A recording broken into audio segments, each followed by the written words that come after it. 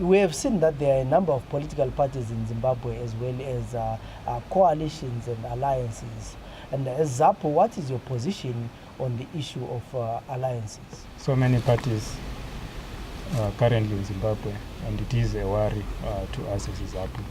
We have realized that most of them are briefcase parties built by people who think politics is a career, that by people who think they can get commercial value out of the political question in Zimbabwe.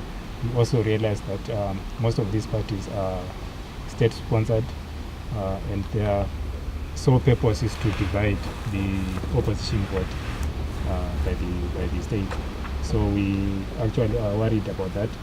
But then we have a glimmer of hope in the current coalition talks that are taking place.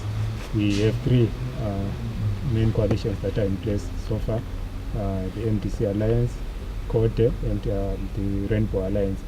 But now there are talks that are underway to have one grand coalition that will bring all the three together, and we have one presidential candidate, we have one parliamentary candidate for constituency, going down to wards and senatorial candidates.